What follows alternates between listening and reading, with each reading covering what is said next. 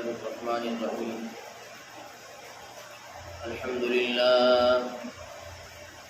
الحمد لله نحمده ونستعينه ونستغفره ونؤمن به ونتوكل عليه ونعوذ بالله من شرور أنفسنا ومن سيئات أعمالنا. من يهده الله فلا مضل له ومن يضلله فلا هادي له. ونشهد أن لا إله إلا الله وحده لا شريك له. ونشهد أن سيدنا ومولانا محمدا عبده ورسوله. قال الله تبارك وتعالى في كلامه العزيز والفرقان الحميد: أعوذ بالله من الشيطان الرجيم. بسم الله الرحمن الرحيم. وإن تعدوا نعمة الله لا تحصوها. وقال النبي صلى الله تعالى عليه وسلم: طلب كسب الحلال فريضة بعد الفريضة، أو كما قال النبي صلى الله تعالى عليه وسلم. اللهم صل على محمد وعلى آل محمد كما صليت على إبراهيم وعلى آل إبراهيم إنك حميد مجيد. اللهم بارك على محمد وعلى آل محمد كما باركت على إبراهيم وعلى آل إبراهيم إنك حميد مجيد. میرے معزز بھائیو، بزرگوں اور عزیز دوستو، اللہ تبارک و تعالیٰ کا بے انتہا شکر ہے، اس کا احسان ہے کہ اس نے ہم سبوں کو بہت ساری نعمتوں سے مالا مال فرمایا ہے. اللہ تعالیٰ نے ہمیں زندگی دی اور زندگی دینے کے ساتھ ساتھ ایک مضبوط جسم دیا، ورنہ زندگی تو اللہ تعالیٰ نے جانوروں کو بھی دی ہے. کمال یہ ہے کہ اللہ تعالیٰ نے ہمیں انسان بنایا اور انسان بنانے کے ساتھ ساتھ ہمیں اعضائے جسم مضبوط دیے.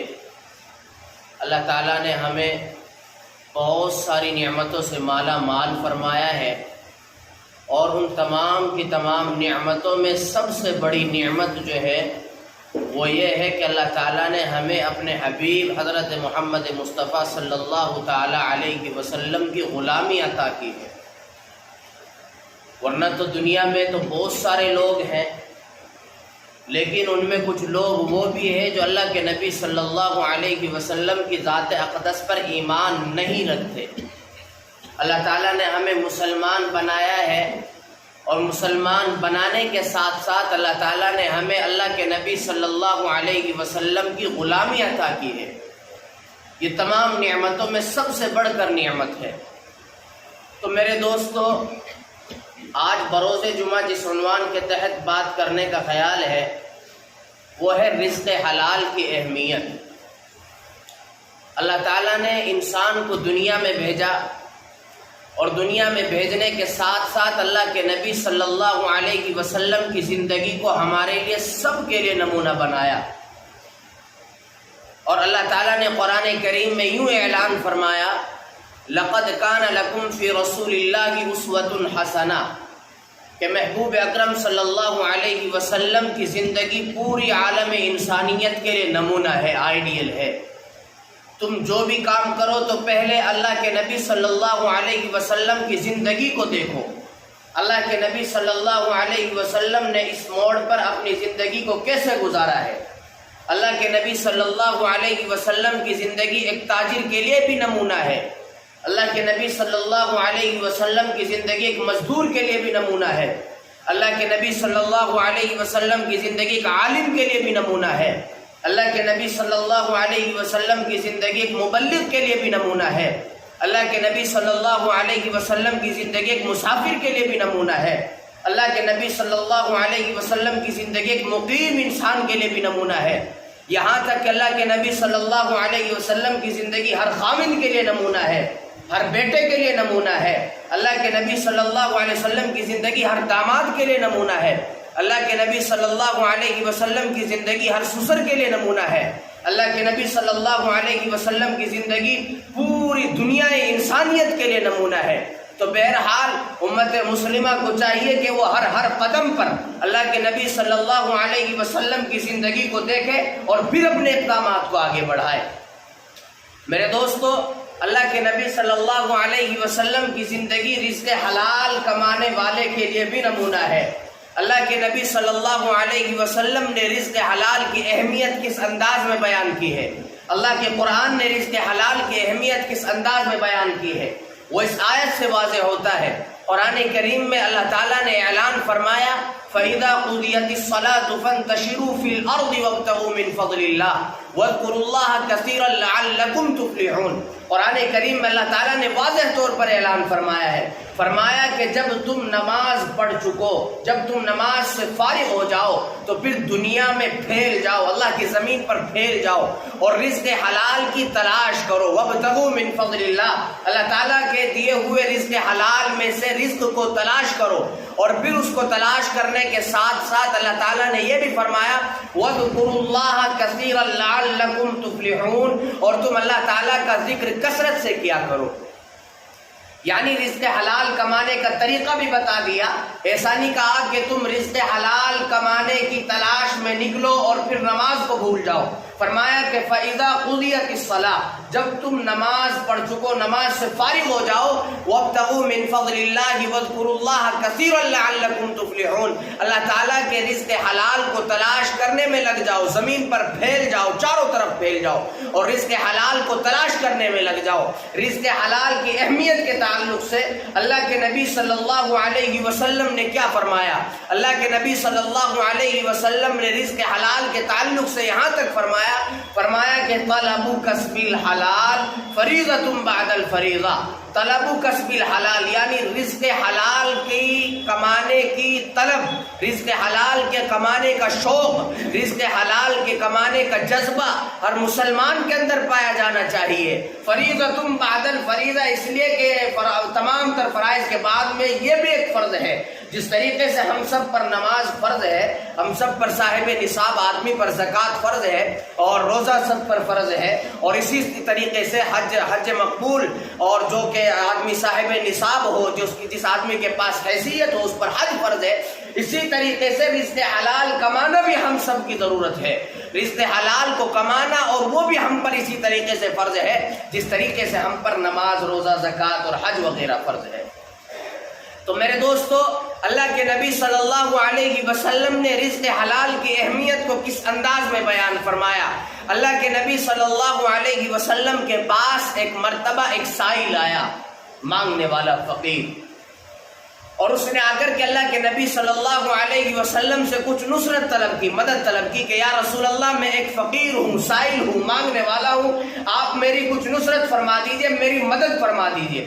اللہ کے نبی صلی اللہ علیہ وسلم نے فرمایا کہ تمہارے پاس کچھ ہے؟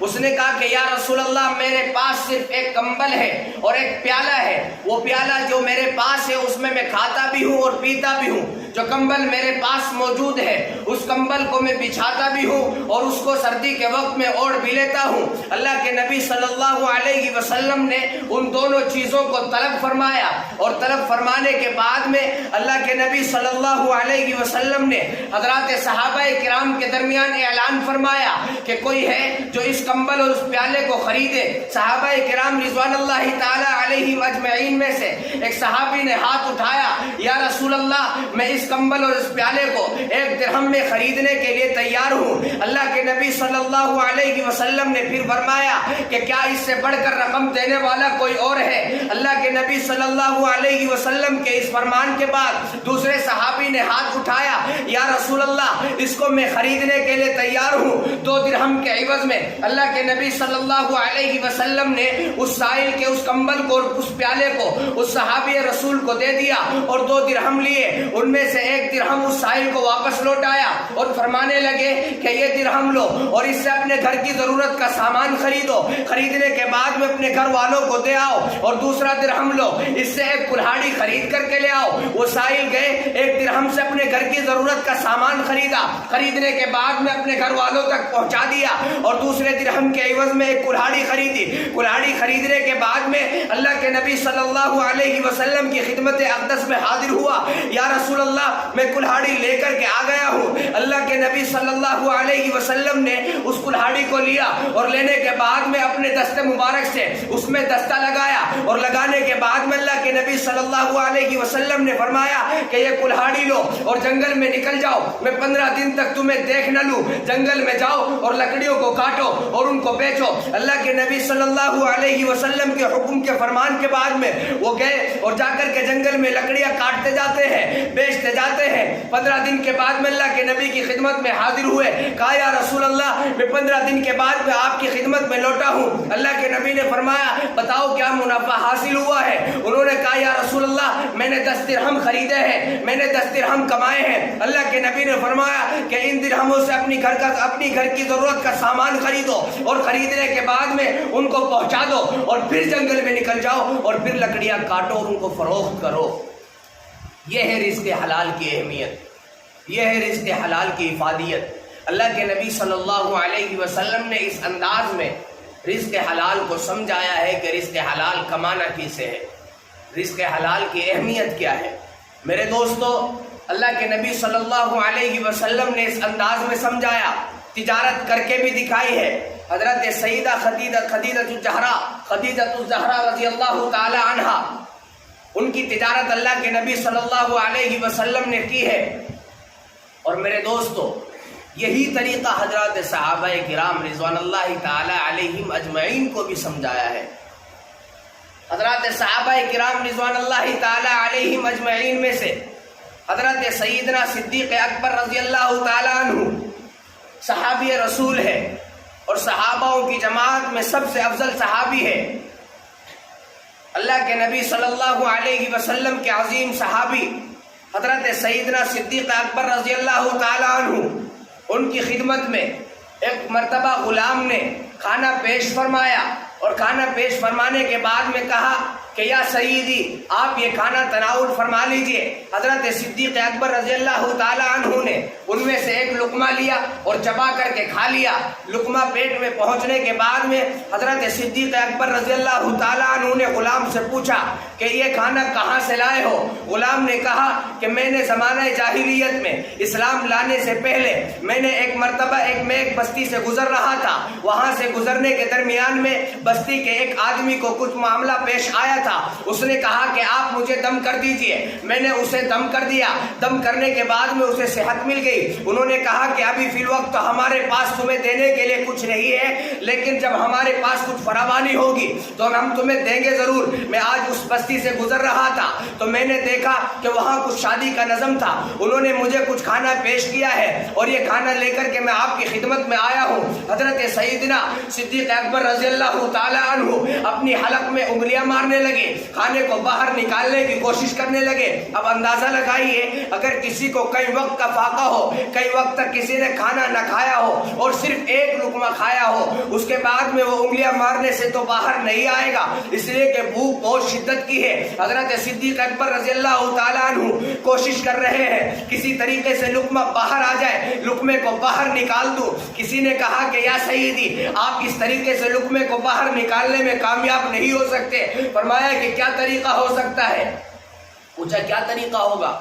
لقمہ باہر نکالنا ہے، اس کا طریقہ کیا ہوگا؟ حضرت صدیق اکبر رضی اللہ تعالیٰ عنہ کو کہا گیا کہ آپ پانی پیجئے، پیٹ بھر کر پانی پیجئے، اور پینے کے بعد میں پھر حلق میں انگلی لگائیے، اس کے بعد میں جو لقمہ ہے وہ باہر آئے گا پانی کے ساتھ۔ حضرت صدیق اکبر رضی اللہ تعالیٰ عنہ نے فرمایا کہ مشکیزیں لاؤ۔ مشکیزیں لائے گئے، صدیق اکبر رضی اللہ تعالیٰ عنہ نے پیٹ بھر کر پانی پیا، پینے کے بعد میں حلق میں انگلی لگائی، حلق میں انگلی لگانے کے بعد میں پانی باہر آیا، اس پانی کے ساتھ وہ لقمہ بھی باہر آیا۔ صدیق اکبر رضی اللہ تعالیٰ عنہ نے رب کی حمد میں ہاتھ اٹھائے اور اٹھانے کے بعد میں کہا یا اللہ تیرا شکر ہے، میرے پیٹ میں جو حرام کا لقمہ گیا تھا وہ باہر آ گیا، مجھے تسلی ہو گئی، سکون مل گیا۔ صحابہ نے پوچھا کہ یا صدیقی یا سیدی، یہ ایک ہی تو لقمہ تھا اور اتنے وقت کے بعد میں آپ نے ایک لقمہ کھایا تھا، اگر یہ باہر نہ آتا تو کیا مسئلہ تھا؟ صدیق اکبر نے کہا کہ تم نہیں جانتے، میرے پیارے پیغمبر صلی اللہ علیہ وسلم نے فرمایا ہے کہ اگر کسی نے رزق حرام کا ایک لقمہ بھی اپنے پیٹ میں لے لیا، اس بندے پر جنت حرام ہو جاتی ہے۔ اور پھر اس غلام سے کہا کہ یہ تمہارا لقمہ کمانا اور یہ تمہارا کھانا لانا اور وہ تمہارا اس پر دم کرنا حرام تھا، اس لیے کہ جب تک تم اسلام نہیں لائے تھے، اور ظاہر سی بات ہے جب تک تم اسلام میں داخل نہیں ہوئے تھے تو تم نے جو دم کیا تھا وہ شرکی الفاظوں کے ساتھ کیا ہے، وہ قرآن کے ساتھ نہیں کیا۔ قرآن کریم کے ساتھ دم کرنا، قرآن کریم کی آیتوں کے ساتھ، قرآن کریم کی آیت تلاوت کرنے کے ساتھ دم کرنا بھی حلال ہے، اس پر اجرت لینا بھی حلال ہے، یہ بات اچھی طرح ذہن نشین فرما لیجیے۔ وہاں جو منع کیا وہ شرکیہ کلمات کی وجہ سے کیا ہے، وہاں بتوں سے مدد مانگنے کی وجہ سے کیا ہے۔ تو حضرت صدیق اکبر رضی اللہ تعالیٰ عنہ نے اس انداز میں بات کو سمجھائی۔ تو میرے دوستو، رزق حلال کمانے کی اہمیت اور رزق حلال کو کھانے کی اہمیت کا اندازہ اس بات سے لگایا جا سکتا ہے، اللہ کے نبی صلی اللہ علیہ وسلم نے رزق حلال کمانے کو بھی سمجھایا ہے اور کھانے کو بھی سمجھایا ہے کہ رزق حلال کمانا بھی ہے اور رزق حلال کھانا بھی ہے، اور رزق حلال کے ساتھ اس دنیا سے رخصت ہونا ہے۔ حضرت شیخ عبد القادر جیلانی پیران پیر رحمت اللہ تعالی علیہ، ایک مرتبہ ان کی بارگاہ میں کسی نے سوال کیا کہ اگر ہم یہ اندازہ لگانا چاہیں کہ کسی کا جو مال ہے وہ حلال کا ہے یا حرام کا ہے تو ہم اندازہ کیسے لگا سکتے ہیں؟ شیخ عبد القادر جیلانی رحمت اللہ علیہ نے اس طرز پر بات کو سمجھائی، فرمانے لگے کہ جس کا مال تم دیکھنا چاہتے ہو اس کا جائے مصرف دیکھو، وہ بندہ اس مال کو خرچ کہاں کرتا ہے؟ اگر وہ اس مال کو سینماؤں میں خرچ کرتا ہے، اس مال کو شراب کے اڈوں پر خرچ کرتا ہے، اس مال کو طوائفاؤں کے کوٹھوں پر خرچ کرتا ہے، اس مال کو گندے مقامات پر خرچ کرتا ہے، تو پھر سمجھ جاؤ کہ وہ مال حرام ہے۔ اگر وہ اس مال کو حلال مقام پر خرچ کرتا ہے، اس مال کو حلال جگہ پر خرچ کرتا ہے، اس مال کو اس جگہ خرچ کرتا ہے جہاں خرچ کرنے کا حکم اللہ نے دیا ہے، جہاں خرچ کرنے کا حکم اللہ کے رسول نے دیا ہے، جہاں خرچ کرنے کا حکم حضرات صحابہ کرام رضوان اللہ تعالی علیہم اجمعین کی زندگی سے ثابت ہے، اگر ان مقام پر وہ خرچ کرتا ہے تو پھر سمجھ جاؤ کہ اس کا مال حلال ہے۔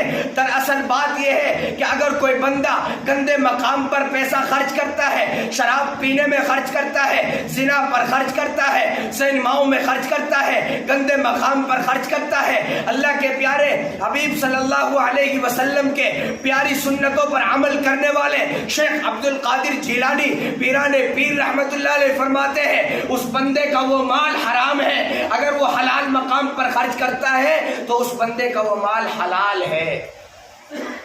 یہ سمجھانے کا ایک طرز بتایا ہے حضرت شیخ عبد القادر جیلانی رحمت اللہ علیہ نے۔ تو میرے دوستو، اللہ کے نبی صلی اللہ علیہ وسلم کی تمام تر تعلیمات، اللہ کے نبی صلی اللہ علیہ وسلم کے تمام تر احکامات اور اللہ کے نبی صلی اللہ علیہ وسلم کی زندگی کا ہر پہلو ہمارے لیے آئیڈیل ہے، نمونہ ہے۔ اور مال کمانا کیسے ہے یہ بھی اچھی طرح سمجھ لیجیے۔ نمبر ایک، حلال کمانا ہے، حلال کمانے کے بھی طریقے ہیں۔ اللہ رب العزت نے حکم دیا فَإِذَا قُضِيَتِ الصَّلَاةُ، جب تم نماز پڑھ چکو، فَانْتَشِرُوا فِي الْأَرْضِ، اب تم زمین پر پھیل جاؤ، وَابْتَغُوا مِنْ فَضْلِ اللَّهِ، اللہ تعالیٰ کے فضل کو تلاش کرو، رزق حلال کو تلاش کرو، وَاذْكُرُوا اللَّهَ كَثِيرًا لَعَلَّكُمْ تُفْلِحُونَ، اور سن لو اللہ کا ذکر خوب کثرت سے کیا کرو۔ کیا مطلب؟ یعنی آپ دکان پر بیٹھے ہیں، ہاتھ آپ کے کام میں ہو، زبان اللہ کے ذکر میں ہو۔ ایک آدمی درزی ہے، وہ کپڑے سیتا ہے ہاتھ اور پاؤں کے ذریعے سے، ہاتھ اور پاؤں اس کے کام میں ہو، زبان پر اللہ کا ذکر ہو۔ ایک آدمی مستری ہے، ہاتھ اور پاؤں کے ذریعے سے کام کر رہا ہے، وہ کام کرتا رہے، زبان سے اللہ کا ذکر کرتا رہے۔ تاجر ہے، ہاتھ اور پاؤں کے ذریعے سے اپنے اعمال میں لگا رہے اور اس کے ساتھ ساتھ زبان سے اللہ کا ذکر کرتا رہے۔ آدمی کھیتی باڑی کرنے والا ہے، ہاتھ سے کسی بھی چلاتا رہے، زبان سے اللہ کا ذکر بھی کرتا رہے، ہاتھ کے ذریعے سے اپنے کھیت میں پانی بھی ڈالتا رہے، زبان کے ذریعے سے اللہ کا ذکر بھی کرتا رہے۔ یہ ہے اللہ تعالیٰ کا حکم قرآن کریم کے اندر کہ تم اپنے کام کو بھی انجام دیتے رہو اور زبان سے اللہ تعالیٰ کا ذکر بھی کرتے رہو۔ یہ ہے طریقہ حلال کمانے کا طریقہ۔ رزق حلال کمانے کا طریقہ کیا ہے؟ کہ ہاتھ سے کام میں لگے رہو اور زبان سے اللہ کے ذکر میں مصروف رہو، اب یہ مال برکت والا ہوگا۔ اب بعض آدمی ہوتے ہیں کہ نماز کے موقع پر بھی ادھر نماز کا وقت ہو چکا ہے اور وہ اپنے کام میں لگے ہوئے ہوتے ہیں۔ اللہ تعالیٰ نے حکم دیکھے کیا دیا ہے؟ اللہ تعالیٰ نے فرمایا فَإِذَا قُضِيَتِ الصَّلَاةُ، فَإِذَا قُضِيَتِ الصَّلَاةُ، جب تم نماز پڑھ چکو، نماز سے فارغ ہو جاؤ، یعنی نماز کا اگر وقت آ جائے تو پہلے نماز پڑھو، وَانتَشِرُوا فِي الْأَرْضِ، اب زمین پر پھیل جاؤ۔ اگر نماز کا وقت ہو گیا ہے اور اس کے بعد میں بھی کوئی آدمی پیسہ کمانے پر لگا ہوا ہے، اپنے مال کو کمانے پر لگا ہوا ہے، تو پھر یہ مال برکت والا نہیں ہوگا، یہ مال برکت والا نہیں ہوگا۔ اس لیے کہ نماز کے موقع پر نماز آئی اور اس نے نماز کو ترک کر دیا، اب اس مال میں برکت نہیں ہوگی۔ حلال تو ہوگا، حلال کمایا ہے تو حلال تو ہوگا، لیکن مال برکت والا نہیں ہوگا۔ تو مال کمانا بھی حلال ہے اور ساتھ ساتھ برکت والا کمانا ہے۔ یعنی جب نماز کا وقت آ جائے تو نماز کو اہمیت دینی ہے، نماز پڑھنی ہے، اور جھوٹ بول کر کے بھی مال نہیں کمانا۔ مثلا بعض تاجر آدمی ہوتے ہیں جھوٹی قسمیں کھاتے ہیں، جھوٹی قسمیں کھاتے ہیں۔ اللہ کے نبی صلی اللہ علیہ وسلم نے لعنت فرمائی ہے، اور اللہ کے نبی صلی اللہ علیہ وسلم نے فرمایا من غش فلیس منا، کہ جس نے دھوکہ دیا وہ ہم میں سے نہیں ہے۔ اور اس بات کو سمجھانے کے لیے فقیہ اعظم امام اعظم ابو حنیفہ رحمۃ اللہ تعالی علیہ، امام اعظم ابو حنیفہ رحمۃ اللہ علیہ المتوفہ 150 ہجری، امام صاحب رحمۃ اللہ علیہ کپڑے کے تاجر تھے، کپڑے کی تجارت کیا کرتے تھے، کپڑے کی دکان تھی۔ امام صاحب رحمۃ اللہ تعالی علیہ ایک مرتبہ ان کے پاس ایک کپڑا آیا جس میں کچھ نقص تھا۔ امام صاحب رحمۃ اللہ علیہ نے اپنے ساتھ والے کو کہا کہ جب یہ کپڑا بیچنے کی باری آئے آپ اس نقص کو ظاہر کر دینا، اس کو ظاہر کرنے کے بعد میں خریدنے والا جو بھی رقم طے کرے اس رقم کے ساتھ اس کپڑے کو بیچ دینا، اس رقم کے ساتھ اس کپڑے کو بیچ دینا۔ اب امام صاحب رحمۃ اللہ علیہ کی غیر موجودگی میں اس کپڑے کو خریدنے والے آئے اور آنے کے بعد میں اس نے کپڑے کو بیچ دیا۔ امام صاحب رحمۃ اللہ علیہ واپس آئے اور آنے کے بعد میں پوچھا کہ وہ کپڑا کہاں ہے جس میں نقص تھا؟ اس نے کہا کہ جی وہ تو بیچ دیا ہے۔ امام صاحب نے فرمایا کہ اس نقص کو ظاہر کیا تھا؟ کہنے لگے کہ نہیں، نقص کو تو ظاہر نہیں کیا۔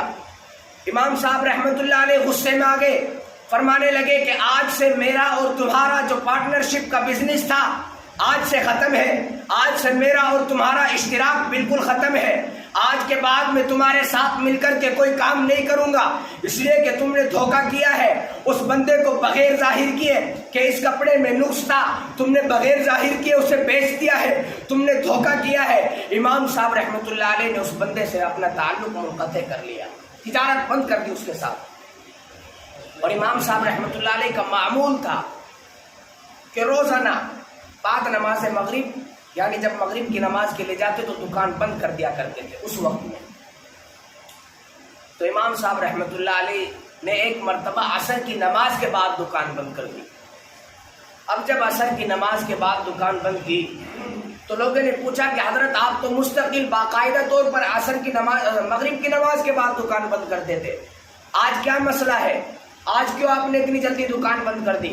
امام صاحب رحمۃ اللہ علیہ نے فرمایا کہ آسمان پر بادل ہے اور بارش کے آثار ہے اور اندھیرا سا چھا گیا ہے، اور جو دیا جلتا ہے یعنی جو چراغ جلتا ہے اس کی روشنی میں کپڑے کی صحیح پہچان نہیں ہوتی. تو میں نہیں چاہتا کہ کہیں کوئی اندھیرے کے اس میں اور کوئی آدمی کپڑے کو صحیح سمجھ نہ سکے اور وہ لینا کچھ چاہتا ہو اور لے کر کچھ چلا جائے، کہیں ایسا نہ ہو. اس لیے میں نے عصر کی نماز کے بعد دکان بند کر دی. عصر کی نماز کے بعد چونکہ روشنی مدھم پڑ گئی ہے، اب میں نے دکان بند کر دی ہے. میں نہیں چاہتا کہ کوئی بندہ عصر کی نماز کے بعد اندھیرے کی روشنی میں، اس اندھیرے میں آ کر کے کوئی بندہ خریدنا کچھ چاہتا ہو اور لے کر کچھ چلا جائے، اس کے ساتھ دھوکہ ہو جائے گا. تو یہ ہے طریقہ تجارت کا. سچائی کے ساتھ تجارت کرو. مال چاہے تھوڑا ہو، آپ تھوڑا کمائیے. یہ نہیں ہے کہ آپ بھرمار کر لیجئے. اللہ تعالیٰ کے یہاں حساب بھی دینا ہے. جھوٹ بول کر کتنا کما لیں گے، کتنا کما لیں گے. خود تصور کریں کہ آپ جھوٹ بول کر کے کس حد تک مال کما سکتے ہیں، اور پھر اس مال میں برکت بھی نہیں ہوگی. اگر آپ جھوٹ بولیں گے اور جھوٹ بول کر کے کمائیں گے تو اس کی حلت تو ختم ہو جاتی ہے.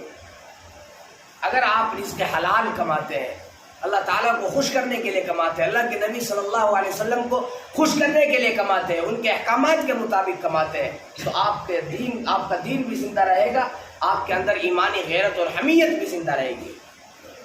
حضرت اورنگزیب عالمگیر رحمۃ اللہ علیہ جو عظیم بادشاہ ہے مسلمانوں میں، امام حضرت اورنگزیب عالمگیر رحمۃ اللہ تعالی علیہ نے ایک مرتبہ باضابطہ طور پر انہوں نے اپنی زندگی میں 2 طرح کی رقم جمع کی تھی اپنی کمائی سے. نمبر 1 قرآن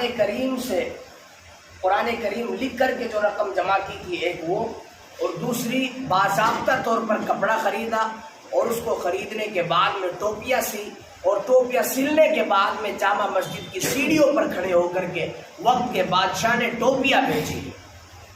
یہ 2 رقم انہوں نے جمع کی، اور انتقال کے وقت میں اپنے بیٹے سے نصیحت کی کہ بیٹا میری زندگی کا آخری وقت ہے اور یہ 2 رقم میرے پاس ہے. ایک یہ کہ جو میں نے قرآن کریم لکھ کر کے جمع کی ہے، اور دوسری وہ جو میں نے ٹوپیاں سی کر کے جمع کی. علماء فرماتے ہیں کہ قرآن کریم کا ہدیہ نہیں لینا چاہیے، تو لہٰذا اس رقم کو چھوڑ دینا، اور جو رقم میں نے ٹوپیاں سیل کر جمع کی ہے اس رقم سے میرے مرنے کے بعد میں میرا کفن خریدنا، یعنی اپنے کفن کی رقم بیت المال سے لینا بھی اورنگزیب عالمگیر رحمۃ اللہ علیہ نے گوارا نہیں کیا. یہ تھا اورنگزیب عالمگیر رحمۃ اللہ علیہ کا رزق حلال کمانے کا طرز. اورنگزیب عالمگیر رحمۃ اللہ تعالی علیہ نے اس طریقے پر اپنے جسم پر کفن ڈالا ہے. اور آج ہمارا حال کیا ہے؟ جو بھی آ رہا ہے، جس طریقے پر بھی آ رہا ہے، جہاں سے بھی آ رہا ہے، کوئی تمیز نہیں، کوئی شعور نہیں. آنے دو، آنا چاہیے، حلال ہو یا حرام ہو، چاہے جیسا بھی ہو، بہرحال آنا چاہیے. تو میرے دوستو، مال کا کمانا زیادہ اہمیت نہیں رکھتا، بلکہ مال کا حلال ہونا اہمیت رکھتا ہے. مال حلال طریقے پر کمایا جائے، اللہ رب العزت کو خوش کرنے کے لیے کمایا جائے، یہ بھی اہم عبادت ہے. اگر مال حرام طریقے پر کمایا جائے اور پھر وہ ڈھیر ذخائر بھی اس کے جمع ہو جائے تو پھر اس کی حلت ختم ہو جاتی ہے. تو اللہ تعالیٰ نے ہمیں زندگی دی ہے اور زندگی گزارنے کا شعور دیا ہے، اور اس زندگی کو گزارنا کیسے ہے، اس زندگی میں کمانا ہے تو کمانا کیسے ہے، اور خرچ کرنا ہے تو خرچ کیسے کرنا ہے، یہ تمام طرائق اللہ تعالیٰ نے ہمیں سمجھائے ہیں، بتائے ہیں. اور اس کے لیے اللہ کے نبی صلی اللہ علیہ وسلم کو ہمارے درمیان بھیجا ہے. اللہ کے نبی صلی اللہ علیہ وسلم نے ہر چیز کو ہمیں سمجھایا ہے، ہر چیز کو سمجھایا ہے. یہ زندگی کتنے دن کی ہے کسے کیا معلوم، کچھ بھی علم نہیں. آج کل آدمی راستے سے گزر رہا ہے، گزرتے گزرتے کب کس کا انتقال ہو جائے کسی کوئی خبر نہیں ہے. صبح میں بات ہو رہی ہے، شام کو اطلاع ملتی ہے کہ صاحب فلاں صاحب فوت ہو گئے ہیں اور آپ تشریف لے آئیے. کوئی آدمی مسافر سفر کے لیے نکلا ہے، نکلتے نکلتے راستے میں ایکسیڈنٹ اور حادثے ہوئے اور بس فوراً آدمی انتقال کر گیا. تو کسی کو بھی اپنی زندگی کا علم نہیں ہے کہ کب یہ زندگی ختم ہو جائے. آپ مال اگر حرام طریقے سے بھی کمائیں گے، بالفرض کتنا کما لیں گے، سب کچھ چھوڑ کر کے چلے جانا ہے. اور جن کے لیے آپ یہ محنت کر رہے ہیں، یہ بھی ذہن میں رکھ لیجئے کہ وہ پھر آپ کی قبر پر ایصال ثواب اور آپ کی روح پر ایصال ثواب بھی کرنے والے نہیں ہیں. یعنی آپ کی اولاد جن کے لیے آپ کما رہے ہیں، وہ زندگی میں آپ کے ساتھ ہے، دنیا میں آپ کے ساتھ ہے۔ آپ خود تصور کر لیجئے، آپ کے والدین قبرستان جا چکے ہیں، آپ کتنا ان کی قبر پر جاتے ہیں؟ خود تصور کیجئے، آپ کے والدین دنیا سے چلے گئے، کتنا آپ ان کے لیے فاتحہ پڑھتے ہیں، کتنا آپ ان کے اوپر قرآن کریم کی آیات پڑھ کر کے ان کو شان ثواب پہنچاتے ہیں، خود تصور کیجئے۔ تو یہ زندگی بڑی مختصر سی زندگی ہے۔ اپنے نامہ اعمال کا ذخیرہ آپ کو خود جمع کرنا ہے۔ اللہ کے نبی صلی اللہ علیہ وسلم نے جو طریقہ بتایا زندگی گزارنے کا، حلال طریقے سے کمائے، حلال طریقے سے کھائے اور دین پر ثابت قدم رہے، اور کسی بھی آدمی کو دھوکہ اور دغا یہ نہ دے، اور جس طریقے سے